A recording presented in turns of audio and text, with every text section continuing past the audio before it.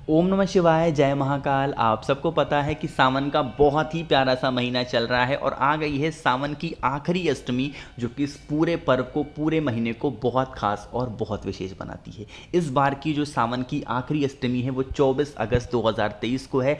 बहुत सुंदर संयोग बन रहा है, करके देखिएगा उपाय को, आपके जीवन की सारी तकलीफें दूर होंगी। पूज्य गुरु जी की कथा से सुन के बहुत अच्छे से आपको बताऊंगा, ठीक है। लेकिन उससे पहले आपको बता दूं, इस पूरी वीडियो में हम लोग 4 बहुत ही प्यारे से उपाय की बात करेंगे, जो कि कल की अष्टमी तिथि पर आप सबको ज़रूर करने चाहिए, ठीक है। ये बहुत ही प्यारा सा, बहुत ही सुंदर सा उपाय है। ये उपाय है कि अगर आप कभी भी किसी भी काम के लिए घर से बाहर जाते हो ना, और वो काम आपका बिल्कुल नहीं होता, आप बहुत दिनों से परेशान चल रहे हो, तो इस उपाय को करेंगे। अब चाहे आप पेपर देने के लिए जा रहे हो, बिजनेस के पर्पज़ से जा रहे हो, शादी देखने जा रहे हो, किसी काम से जा रहे हो, इस उपाय को करके जाया करिए। स्क्रीन पर आपको दिख रहा होगा काली मिर्च, दिख रहा है। आपको लेनी है 2 काली मिर्च, खड़ी खड़ी, पीसना बिल्कुल नहीं है, बस मात्र 2 काली मिर्च लेना, ठीक है। ले लिया। साथ ही साथ आपको जाना होगा महादेव के शिवलिंग के पास में। सबसे प्यारी बात है इस उपाय की कि इसको आप अपने घर पे भी कर सकते हैं। जब भी आप किसी काम से घर से बाहर निकलें, आपके पास में 2 काली मिर्च है कि नहीं है, तो आप क्या करेंगे, 1 काली मिर्च महादेव के शिवलिंग के ठीक ऊपर समर्पित करेंगे, कुंदकेश्वर महादेव के नाम से। कौन से महादेव? कुंदकेश्वर महादेव के नाम से समर्पित करेंगे। और जो दूसरी काली मिर्च है, जब आप अपने घर से गेट से बाहर निकलते हैं, जब बाहर निकलेंगे, तो आप अपने लेफ्ट पैर के नीचे, कौन से पैर के नीचे, जैसे नीचे रख दिया, और इस काली मिर्च को अपने लेफ्ट पैर, बाएं पैर से दबा करके, फोड़ करके श्री शिवाय नमस्तुभ्यम का स्मरण करते हुए, जो भी व्यक्ति किसी काम के लिए जाता है उसका वो काम 100% पूरा जरूर होता है। एक चीज का और ध्यान रखेंगे, जैसे मान लीजिए काली मिर्च यहाँ पे रखी है, अब आपने रख दिया, घर से बाहर निकले, इस काली मिर्च को आपने अपने लेफ्ट पैर से बाएं पैर से तोड़ा, उसके बाद अचानक से आपको याद आया, अरे रुमाल नहीं लिया मैंने, अरे पानी नहीं लिया मैंने। आप एक बार फोड़ दिए तो घर के अंदर फिर एंट्री नहीं लेंगे, फिर आप किसी और इंसान से कहेंगे कि वहाँ पे रखा हुआ है, उसको उठा लाओ या फिर उसको दे दो, ठीक है। इस तरीके से उपाय के कुछ नियम होते हैं, कुछ तरीका होता है, कोई समय की पाबंदी नहीं है, किसी भी समय इस उपाय को आप कर सकते हैं, जब भी अपने घर से आप बाहर जाएंगे, ठीक है। समझ में आई बात? चलो, तो यहाँ पर हम सभी लोगों ने पहले उपाय की बात कर ली है। आगे बढ़ते हैं इस वीडियो में हम लोग अपने दूसरे उपाय की तरफ। देखो, अष्टमी तिथि आई है, एक तो सावन की आखिरी अष्टमी है, इससे प्यारा दिन क्या ही हो सकता है इस उपाय को करने का। अगर आप बहुत ज़्यादा कर्ज में डूबे जा रहे हो, बहुत परेशान हो गए हो कर्ज से ना, इस उपाय को करिएगा।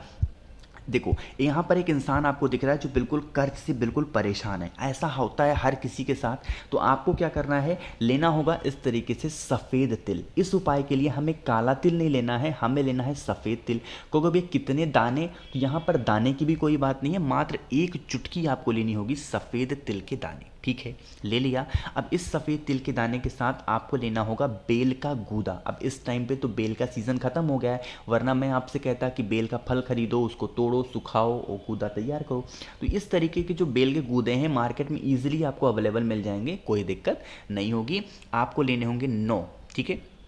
9 बेल के गूदे लेना, मुश्किल से मुश्किल 10 से 15 रुपए में मिल जाएंगे, ठीक है। 9 बेल के गूदे लेना, सूखे वाले ले लिया। उसके बाद क्या करना है, आपको शाम के टाइम पे प्रदोष काल में, ठीक है, अष्टमी तिथि के दिन, कोई सी भी अष्टमी तिथि हो, अष्टमी तिथि के दिन शाम के टाइम पे प्रदोष काल में ऐसे एक हवन जला लेना, ठीक है। अब हवन कहोगे भैया किससे जलाएंगे, तो आपके घर में कोई भी वो हो, जैसे होता नहीं उपला हो या फिर आपका पूर हो, कुछ भी हो, किसी भी तरीके से आप जला लेना, ठीक है। जल गया, हवन जल गया। आम की लकड़ी से भी जला सकते हो। शाम के टाइम पे प्रदोष काल में आपके पास बेल के कितने गूदे हैं? 9 गूदे। मैं यहाँ पे लिख दे रहा हूँ ताकि आपको समझाने में ईजी हो। 5, 6, 7, 8 और 9, ठीक है। 9 बेल के गूदे आपके पास में हैं। आपको क्या करना होगा, आपको एक एक बेल का गूदा श्री शिवाय नमस्तुभ्यम का स्मरण करते हुए या फिर भगवान शंकर का ध्यान करते हुए आपको एक के एक बात, मतलब एक एक करके डालने होंगे। बस एक चीज़ का और ध्यान रखेंगे, जो बेल का गूदा आपने लिया है ना, उसको किसी देसी घी में, जो गाय का घी होता है, उस घी में डुबा डुबा करके आपको इस हवन में डालना होगा श्री शिवाय नमस्तुभ्यम का स्मरण करते हुए। कितने गूदे डालोगे? 8 गूदे। मेरी बात बहुत ध्यान सुनना, अभी आपको काले, जो आपने सफ़ेद तिल लिया है ना, उसका इस्तेमाल अभी नहीं करना है। आपने जब तक 8 जो बेल के गूदे हैं उसको घी में डुबा करके श्री शिवाय नमस्तुभ्यम का ध्यान करते हुए आपको हवन में डाल देना है ना। अब जो बारी आती है वो है 9वें गूदे की, ठीक है। और क्या आपके पास में है सफ़ेद तिल है कि नहीं है। 9वां गूदा लेंगे, इसको किसी देसी गाय के घी में डुबाएंगे और इस सफ़ेद तिल को इसी गूदे के साथ लेंगे। जो 8 गूदा आपने और डाला है उसमें सफ़ेद तिल नहीं लेंगे बिल्कुल भी। जो 9वां गूदा आपने बेल का लिया है उसमें मिला लेंगे सफ़ेद तिल, ठीक है।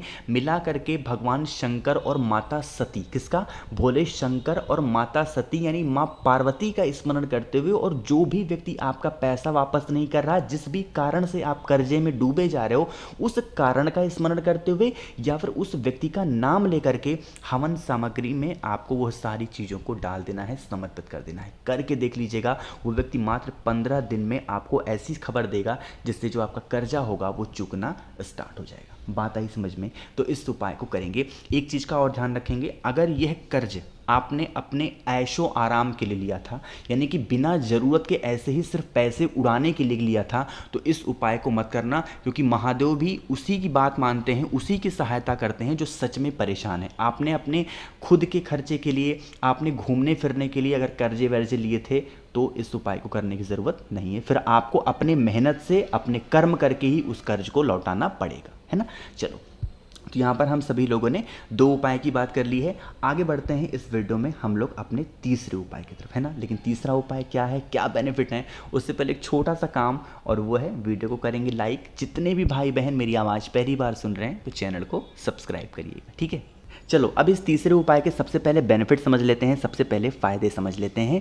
यह उपाय स्पेशली होगा कि अगर आप किसी भी, मतलब होता है ना कि ग्रह बहुत परेशान कर रहे हैं, कोई भी ग्रह से आप परेशान हो, चाहे मंगल ग्रह हो, शुक्र ग्रह हो, शनि ग्रह हो, कोई भी ग्रह बहुत परेशान कर रहा है ना, तो कल है अष्टमी तिथि, साथ ही साथ कल है गुरुवार का भी दिन। तो आपको क्या करना है, लेना होगा इस तरीके से चने की दाल, बहुत ज़्यादा नहीं, एक छोटी सी कटोरी में चने की दाल लेना। इसको भिगाना नहीं है, बस ऐसे ही सूखा सूखा चने की दाल लेना।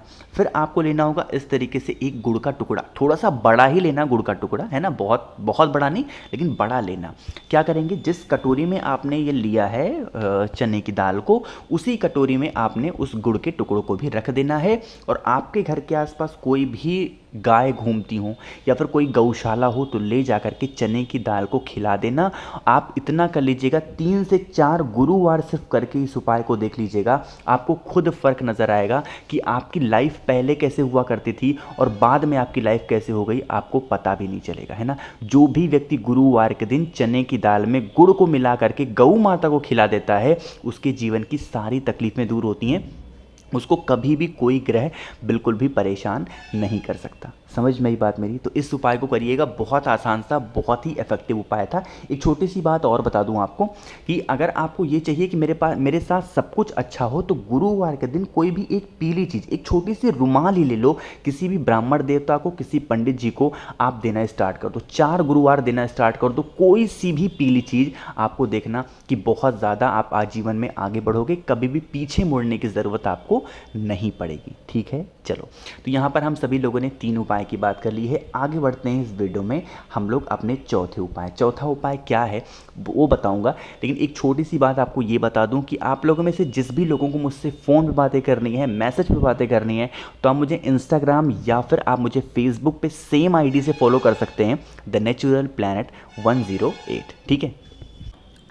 चलो, अब हम लोग बात करते हैं अपने इस आखिरी उपाय जो कि हमारे इस वीडियो का है। ये किसके में काम आता है, जब भी गुरुवार का दिन आता है अक्सर ये उपाय मैं आपको याद ज़रूर दिलाता हूँ। अगर आपकी बॉडी में कहीं पर भी पेन रहता है, यानी कि कहीं पर भी दर्द है, सर में दर्द है, कमर में दर्द है, हाथ में दर्द है, पैर में दर्द है, कहीं पर भी आपकी बॉडी में पेन होता है ना, इस उपाय को करना स्टार्ट कर दीजिएगा। 2 से 3 गुरुवार सिर्फ करके देखिएगा, वो दर्द कहाँ जाएगा आपको पता भी नहीं चलेगा। स्क्रीन पर आपको दिख रहा होगा दाल, ये कौन सी दाल है, ये है चने की दाल। अब इस चने की दाल को कितने दाने लेने हैं, 7 दाने लेने। कितने दाने, 7 दाने लेना चने की दाल के, ठीक है।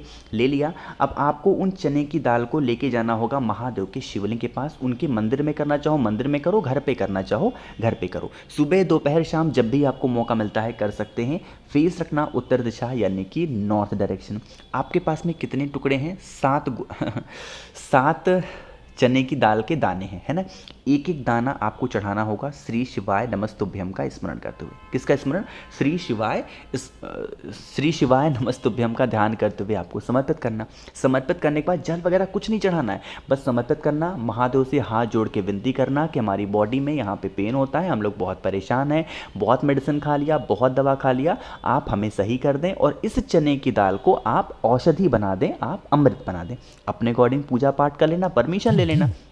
और उसके बाद क्या करेंगे, इन चने की दाल को वहाँ से उठाएंगे और आपको लेके फिर चले जाना है अपने घर पे और इस 7 चने की दाल को एक एक करके श्री शिवाय नमस्तुभ्यम का स्मरण करते हुए, जो भी व्यक्ति बीमार है या फिर उसको कहीं पर भी पेन होता है, खा लेता है, उसकी जो बीमारियाँ होती हैं, जो भी दुख तकलीफ़ें होती हैं, वो धीरे धीरे करके ख़त्म होना स्टार्ट हो जाती हैं। ठीक है, बात आई समझ में? तो उपाय को करेंगे। कल है 24 अगस्त, सावन की आखिरी अष्टमी, इससे प्यारा दिन इस उपाय को करने का नहीं हो सकता, तो सभी लोग उपाय को ज़रूर करेंगे।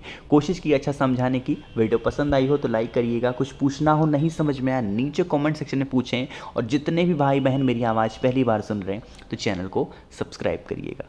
ओम नमः शिवाय, जय महाकाल।